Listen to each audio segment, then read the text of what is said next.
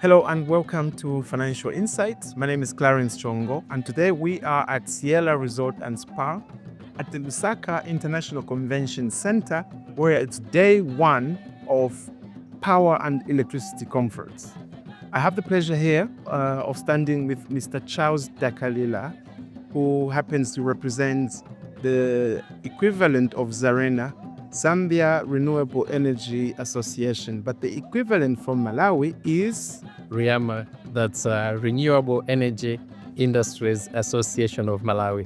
Well, Mr. Dakalila, welcome to Financial Insights. Thank you so much. So I'm going to start by you, just introducing yourself to the audience, and just talking about what you do for the Malawian ZARENA, that is, and what the association is all about. Please. Thank you so much. As you have said, my name is Charles Dakalila, working with REIMA. So I'm the programs coordinator. We're there working with the secretariat. So as an association, it's a membership-based association, and our membership is actually open not only for the locals, because we look at how even some of these international stratas like international business whatsoever are also affecting us. So the best way of accommodating all the discussions is to have even some international partners also being part of the association. And we have reciprocal membership with the institutions like GOGLA, that's the Global of Green Lighting Association, ZARENA, EPD in Rwanda, colleagues from University of Swanspride in Scotland, you mentioned them. So through that, we're able to tap from different knowledge on how our colleagues are doing their activities, so that even our members can actually benefit. As ZARENA is, we're also having members from the academia, we have manufacturers, we have retailers, we have distributors, we have installers, system designers, we also have students, and even a mere professional individual is a member of REIMA. So we are trying to be comprehensive to make sure that each and every sector that is affected within the energy sector is part of the association, so that we are able to capture what the concerns they have, so then we are comprehensive in our approaches. So our membership is annual, and members are allowed to renew after every year. So REIMA was formed in 1999 and established in 2000. Wow. So it was a project by government supported by UNDP, where they saw the need to have the private sector mouth or advocate, because individual institutions were just approaching the government anyhow on some of the issues that are affecting them in the sector. So they thought it wise to have a central body that could accommodate all such concerns and talk to the government in a channel that is professional and well structured. So that was the birth of REIMA. However, our membership has been affected somehow in the previous years, because the uptake of the renewable energy technologies was quite low. But 2012, 2013 plus is when the relevance of REIMA was actually felt, because we had a lot of private sector players who saw the opportunity in the energy sector. As a result, REIMA started growing in terms of membership, and the board then thought it wise that they can now start having a full-time secretariat. So I joined REIMA in 2023, so I'm just 2 years. We were 2 in the secretariat then, but now we are about 6. Our membership is growing. We are now close to 200, and we have about 4 projects that are running. Okay. So that's the background about REIMA. Okay. So what we usually do is that we make sure that our members are operating in a proper business environment. For instance, we advocate for the removal of taxes on some of these renewable energy technologies. We are also organizing conferences and exhibitions, just like similar to the ones that we are here for. So we started in 2023. We usually have this annual conference, and we are working also in partnership with the government. We have the total government support and other partners. And the government said, no, this annual conference, we are leaving it in your hands as one way of capacitating you, and also relieving us as a government from taking lead of some of these activities within this sector. So that's what REIMA does in a nutshell. Great. Sure. So let me just get this straight. Yeah. You are a member of the Secretariat for REIMA. Yes. And what's your actual role? Are you like the chairman? As a programs coordinator, Or that you are the programs coordinator, I see. and unfortunately, we don't have the executive director currently. Okay. So it's like I'm leading the secretariat, and also I'm leading the projects. Okay. So HR issues, administrative issues, project management. I also report to the board. Yeah. So managing partnership. Broad spectrum. Exactly. Yeah. Great. I think that's fantastic. So now coming back to this conference, Exactly. obviously this is day 1 of 3 days. Can I expect that you will be here throughout the 3 days? Unfortunately, I won't. I'm just here today. Or today? Okay. Yes. Oh, I see. Yeah. I see. Okay. And for you specifically, or maybe for REIMA, what are your expectations from this conference? In the first place, when I got the invitation from Zalena, I was like, this is an opportunity, Okay. Right. for myself and also for my people in Malawi. I'll speak like a president. Yeah. Of course. You are representing. Exactly.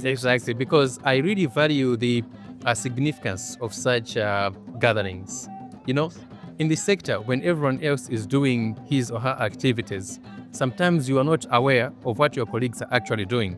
You are in your comfort zone. But when you meet together, it's when you realize that you are ahead or you are behind, simply because you're able to see what your colleague is actually doing within the sector. So my expectation is that there will be business deals striked out of these conferences. And the issue of policies will also be discussed in depth so that the members of or those who are participating in this conference are also actually benefiting. Because sometimes we are in conflict with policies and we don't have a platform where we can discuss these policies.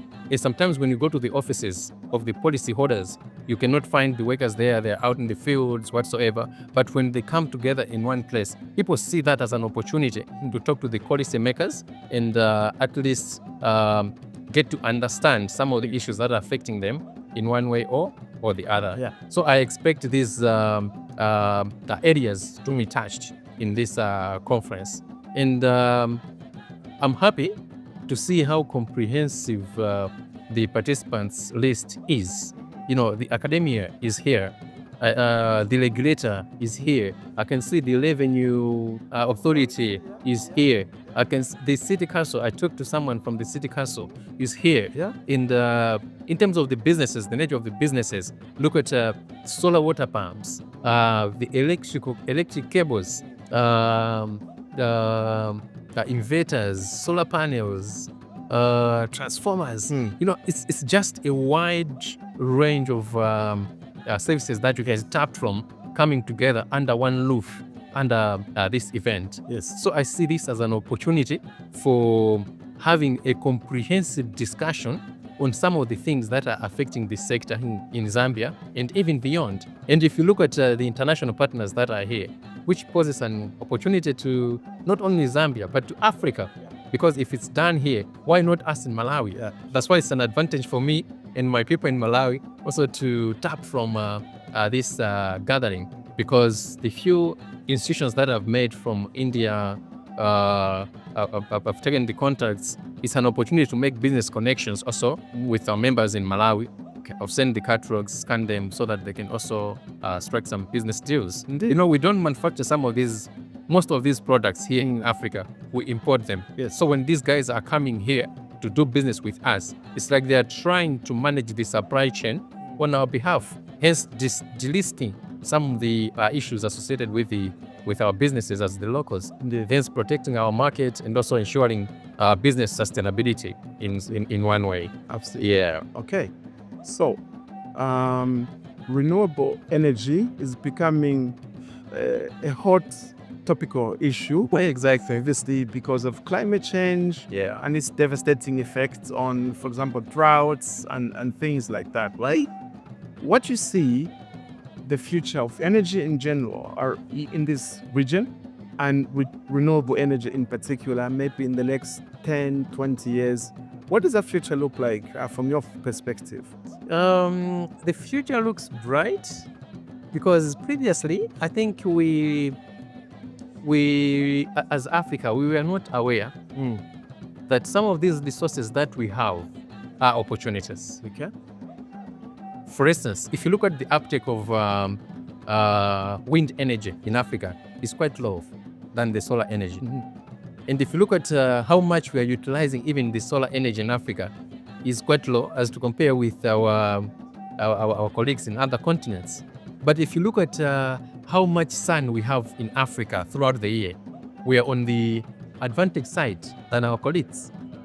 So the coming in of or the inventory of renewables through solar, as we're going to other technologies, has opened our eyes as Africa to say we can tap from these resources and utilize them so that we can have energy throughout the country, throughout the year. For instance, with the current load shedding activities with the grid and other problems associated with the grid, everyone is now resorting to having the renewables, not as a backup, but as a primary source of energy, and making this grid source as a backup. I see. You see? So as we are taking this direction, it gives me a very positive feeling that in the near future, people will just be planning to say, I'm building a house with solar energy. And then thinking twice on, should I be connected to the grid or not? That's where we are actually going, Okay. which is quite good for our environment, which is even cheaper for us, because what we need is just the first time investment, and afterwards you're good to go. You'll just be doing with little maintenances and all that. Sure. And on that positive note, I would like to thank you, Mr. Charles Dakalila, for joining us here at Financial Insights. Thanks so much. There you have it, ladies and gentlemen. Charles Dakalila here is on the Secretariat of REIMA, which is the Renewable Energy Association of Malawi, and is here under invitation by ZARINA, which is the Zambia Renewable Energy Association. And I'm here representing Financial Insight. My name is Clarence Chongo. Get to me.